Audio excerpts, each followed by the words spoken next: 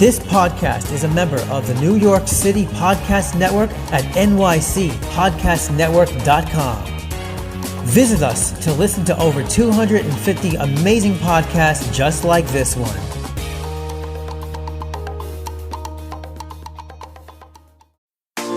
Japanese street style is some of the cutest and trendiest clothing in the world.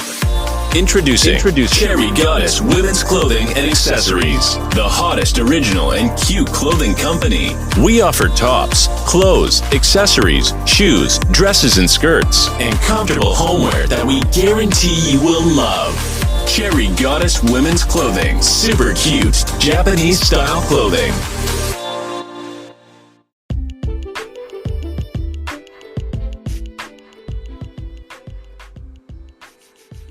This is Black Wall Street Chronicles, and we're back at it again. Thank you guys for listening to my podcast. I'm Jeffrey Frazier. Those who don't know me, and this is the first time listening. So, today on this episode, we're going to talk about how a former 52-year-old police officer has been accused of raping 35 black victims. He's been accusations of rape, intimidation, and sexual misconduct. And he actually stole funds from the city of Philadelphia. Okay. Before we get started with this horrendous report that I'm about to do right now, we have some announcements. My podcast is also registered on Anchor.com. If you can go to my podcast on Anchor.com and you can leave a monthly donation of 99 cents, $5 or $10 if you like this podcast. Any monthly donation will be appreciated. It will be used for studio time and live streams of my podcast. My Twitter is at Ghetto Cavalcade. Well, you can go to my Instagram, which is BlackHage840. If you go to my Instagram of BlackHage840, you'll have a list of my bios. You'll have links to my Twitter. You'll have links to my Twitch account, and you have links to my Facebook page.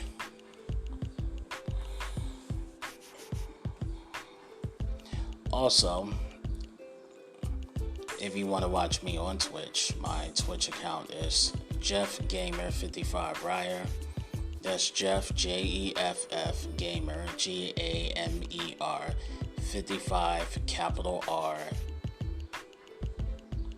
Yer. Okay?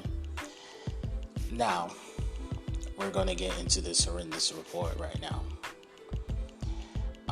The first article I'm going to read is from a news, it comes from CBSnews.com. It comes from a news reporter.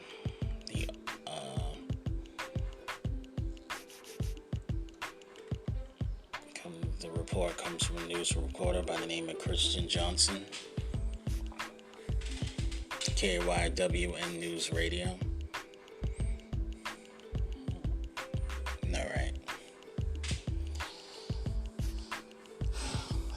Philadelphia.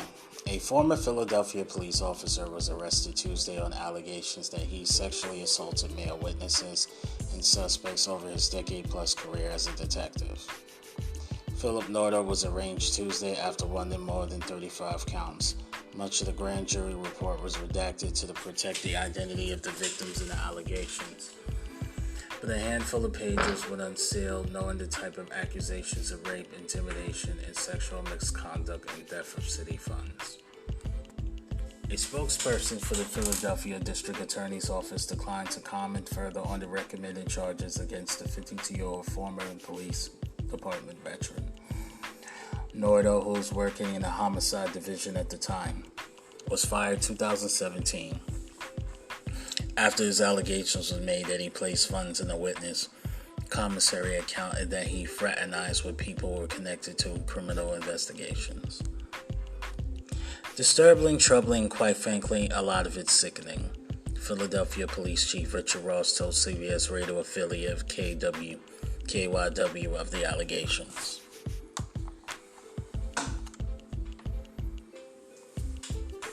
Nordo was ordered held without bail during the hearing Tuesday, KYW reports. A defense attorney said no. In court, Nordo maintained his innocence. Spokesperson for the police union said union officials had reviewed the charges and would not be representing Nordo. Authorities allege Nordo used position to intimidate and groom male suspects and witnesses into sexual acts, and that he used intimidation and manipulation to keep the victims coming forward. Nordo used his power and position to coerce and intimidate his potential victims. The grand jury report says he groomed them to submit to his sexually conservative advances by gaining their trust and bestowing favors onto them. After the periods of grooming, Nordo sexually assaulted them. One victim reported in 2005 when he was arrested, Nordo goaded him into masturbating in an interrogation room, alleging the detective kissed him during the encounter, according to the report. The victim reported the incident to jail employees, but it was unclear for the report whether any disciplinary action was taken. The grand jury reported noted the victim has since died in a homicide and the case has not been solved. The report said Nordo asked incarcerated people that homosexual inmates who are being prepared for release to be referred to him so he can have sex with them or sexually groom them. He regularly volunteered to transport subjects or witnesses for other detectives, often using the time alone to allegedly ask personal questions that might allow him to cultivate relationships, the report said. The report says he sometimes targeted individuals who were handcuffed or shackled, and his dominating position reduced the individual's ability to resist or report the assault. Authorities said victim alleged Nordo would display his firearm during these encounters and tell victims no one would believe them if they reported the alleged incidents. Nordo implied that coming forward would cause serious problems for them, the report says. The report says Nordo threatened some people with arrest or prosecution without probable cause, helped others avoid prosecution to rarely profitable crimes they had committed, and coerced false witness statements and sought promises of loyalty in exchange for promises of his own loyalty. The potential charges also include account theft by deception, because authorities said that Nordo filed false claims for reward money and other incentives worth a total of $200,000 for some of the victims. The Philadelphia Inquirer reported in July the district attorney's office had agreed not to challenge the dismissal of charges in at least one murder case where Nordo had been accused of having inappropriate contact with several witnesses. A second suspect who had pleaded guilty to charges in the same homicide was granted immediately parole instead of being sentenced to potential decades in prison.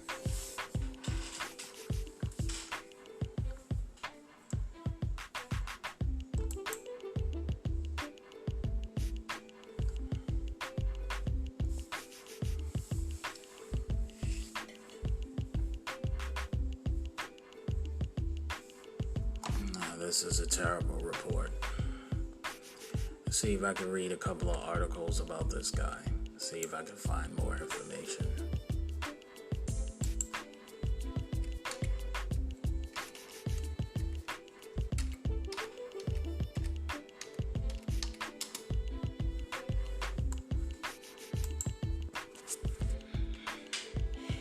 Alright.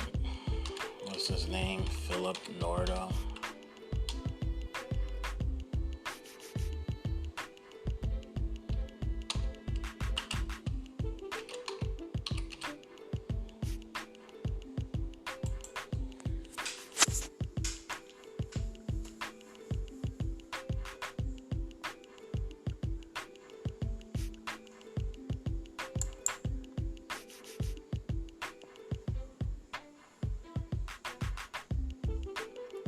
Top stories, Associated Press, ex-detective charges of sexual assault of witnesses. This is the Washington Times. This is by Associated Press, Tuesday, February 19, 2019. A former Philadelphia police officer was arrested Tuesday on allegations he assaulted male witnesses and suspects over his decade-plus career as a detective.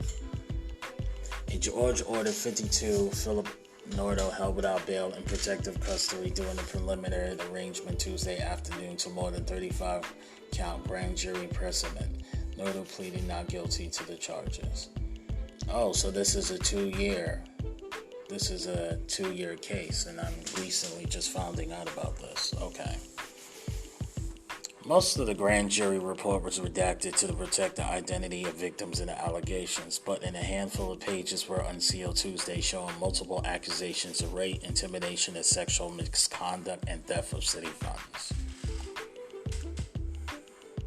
A spokesperson for the Philip District Attorney's Office declined to comment further on the charges against 52-year-old former police department veteran Nordo, who was working in the homicide division at the time, was fired in 2017 after allegations was made that he was placed funds in the witness commissary account and that he had fraternized with people who connected to criminal investigations.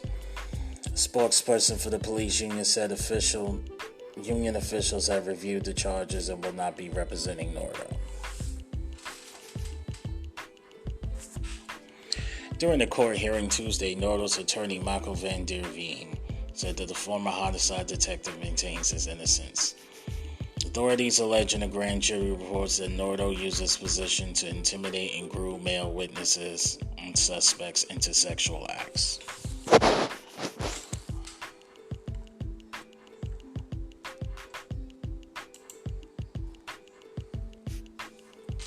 One victim reported in 2005, where he was redacted, Nordo goaded him in masturbating in an interrogation room, alleging that the detective kissed him during an encounter, according to the report.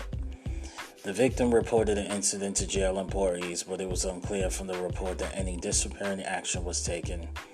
The grand jury noted that the victim since died in a homicide and the case has not been solved. The Nordo asked the homosexual inmates who were being prepared to release to refer to him as he regularly volunteered to transport suspects or witnesses from other detectives, often using the time alone to allegedly ask personal questions that allow him to cultivate relationships. Okay, this is basically the same article from a different website. This is very scary. I don't like the idea that there's police officers raping black people, coercing black people, and there's one of the darn guys that reported him who's got killed in a homicide, and the cases still have not been solved. That's actually suspect. That's the thing, man. When you call out these police officers for doing something wrong, some of these guys who are criminals in blue, they will go back for the form of retaliation and they have you killed and they'll be able to get away with it. All right.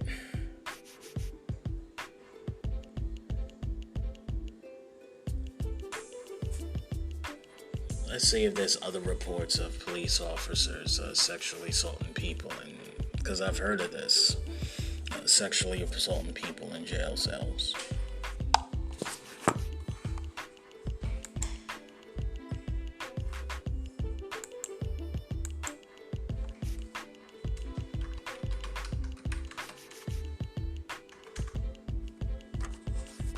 Give me 1 second.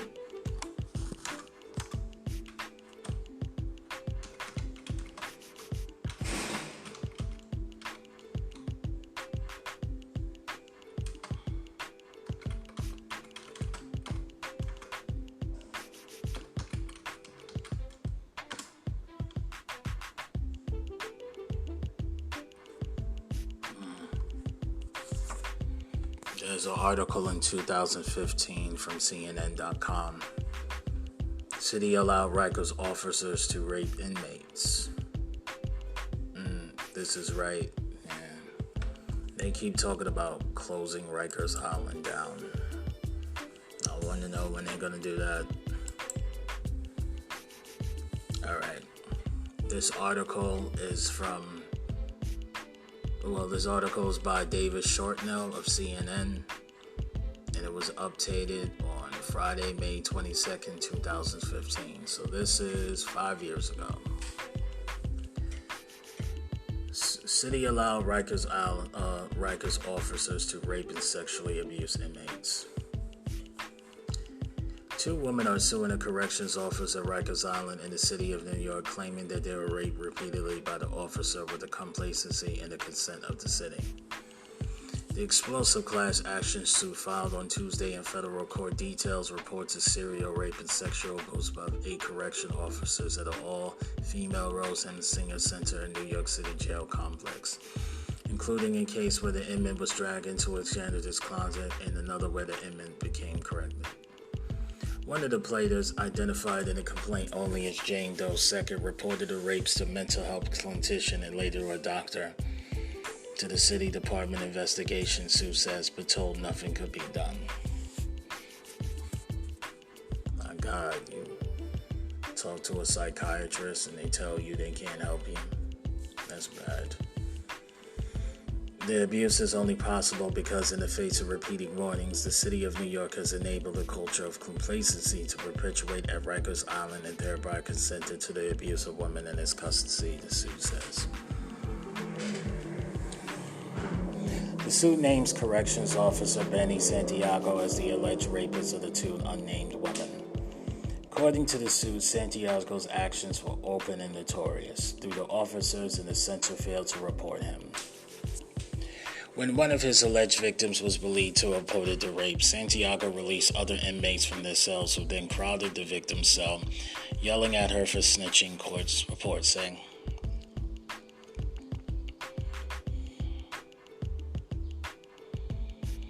Santiago alleged told the other victim that he had to preserve her family from his packed car, implicitly threatened her family in court in order to coerce her in submitting to the abuse, the suit said. The spokesperson for the Department of Corrections said that the office does not comment on pending litigation, but added that DOC has a serial tolerance policy in regard to sexual abuse and assault, and there is no place at the DOC for the mistreatment of any inmate. CNN could not locate Santiago for comment, and questions left with the city's correction officers unit was unanswered. He is currently on modified duty, a position where he does not interact with inmates, according to the Department of Corrections. The plaintiffs, represented by the Legal Aid Society, seek damages from Santiago, as well as an overhaul in the Department of Corrections policy in order to break what they call a future systemic rape.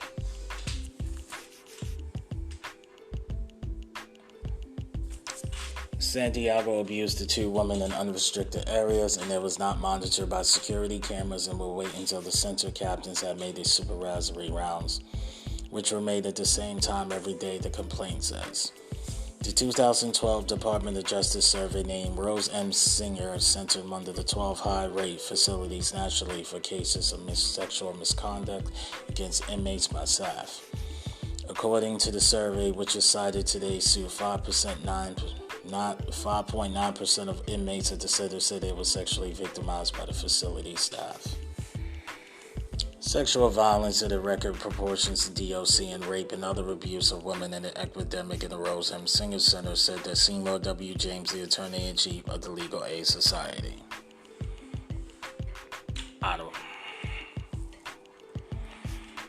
In a statement, a source-person for the New York City Law Department said that allegations were reviewed once we are served with the lawsuit. The suit filed Tuesday comes after months of federal prosecutors in New York chose a civil rights lawsuit against the city for excessive force in the inmates by correction officers at Rikers.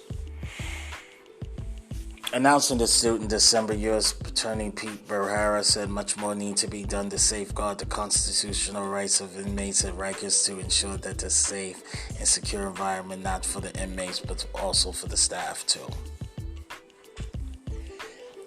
New York City Mayor Bill de Blasio announced last month that plan to tackle city's court delays and in turn reduce the population at the jail, the city's main point of incarceration. Despite this efforts to clean up the facility, this week's lawsuit is the only latest in a string of recent scandals to underscore the dysfunction.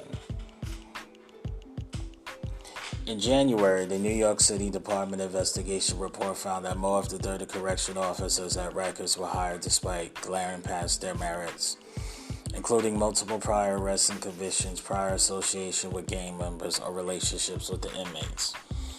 And last week, an employee with a facility contracted healthcare provider was arrested for allegedly trying to smuggle synthetic marijuana and others contraband into Rikers, according to NYPD Sergeant Lee Jones.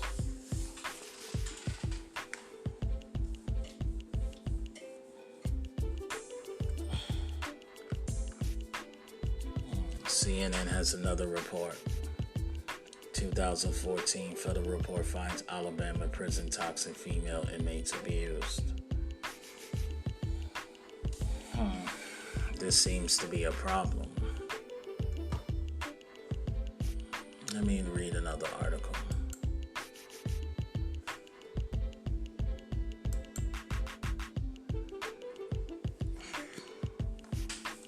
This is a terrible way to start a Sunday morning. Fact check. Can police legally rape people in 35 states? Oh my God.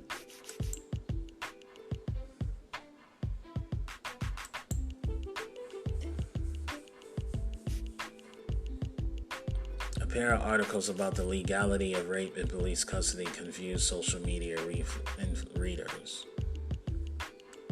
What?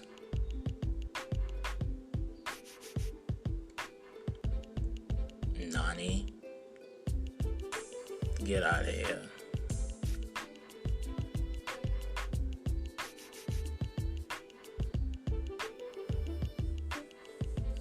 In 35 states, no law expressly defined all sex between police officers and detainees as non-consensual.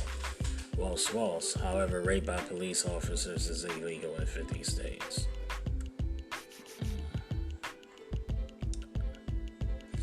In February 2018, two recently published articles led to claims that 35 states allow police officers to rape women being held in custody. There are currently 35 states in which police officers can rape women in police custody and not be prosecuted and convicted of a felony. This is 2018. Our policing system is not broken. It is flawed by design.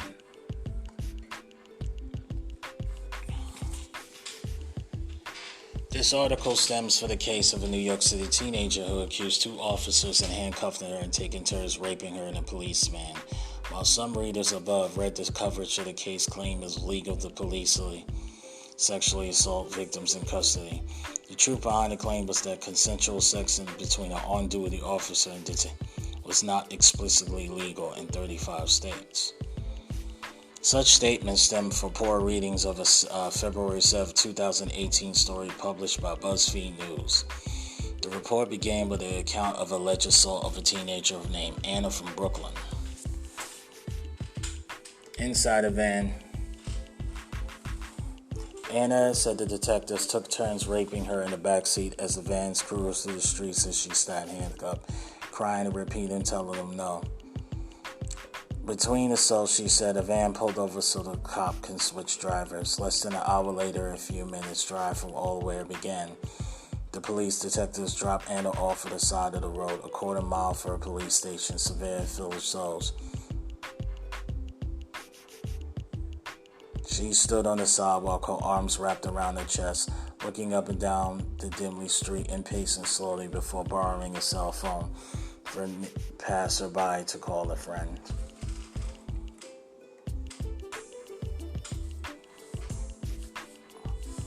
The piece subsequently described with the term illegal loophole. Anna did not know in New York that there is no law specifically stating it is illegal for police officers or sheriff's deputies in the field to have sex with someone in their custody. And it's one of 35 states where armed law enforcement can evade sexual assault charges by claiming that such an encounter for groping to intercourse is consensual. BuzzFeed's spotlight on Anna's case was meant to underscore their finding that in 35 states no law existed to express define all sex between police officers and detainees as non-consensual by its nature alone. Therefore, a detainee might feel obligated to consent to sex in order to be avoided being arrested or detained, even on false charges.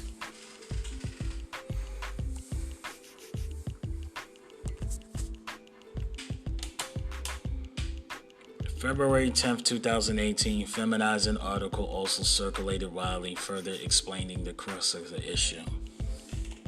A person in police custody can't give genuine consent, freeing from coercion, not to armed police officers who have the power to arrest them if they say no. But here's the kicker. BuzzFeed's investigation found that in 35 states, it is illegal for police to have sex with people in their custody. Police officers are no different. If you're in the back of a cop's car, you're at their mercy. The police shouldn't be able to exploit the power differential to force themselves a vulnerable woman, yet in most states in America they can do so and face no legal consequences. A man appended to BuzzFeed piece to play wording that a de facto reality seemed like a de jure legal standing in court that police have explicit permission to have intercourse with people in custody.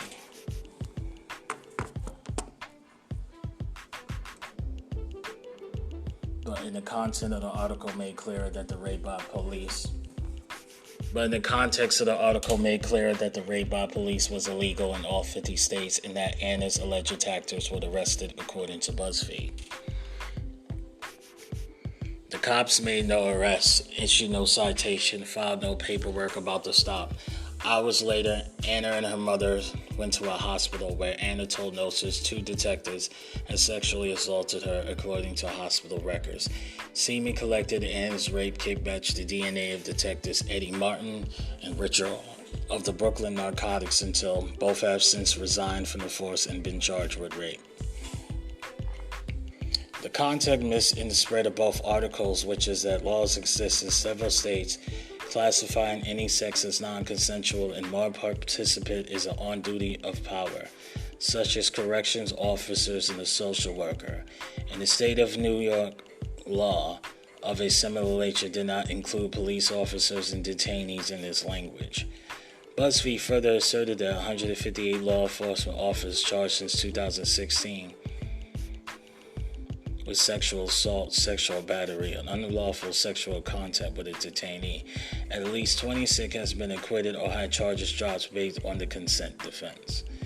In short, the original item posted by BuzzFeed pertained not to laws allowing police officers to rape with impunity, but the absence of laws that explicitly define any sexual contact between the detainee and officer as non-consensual in many states.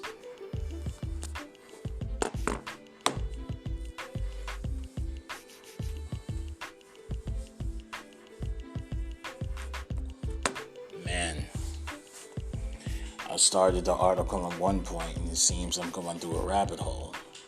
I didn't know that in 35 states, the verbage of the laws states that police officers can get away with raping people in custody.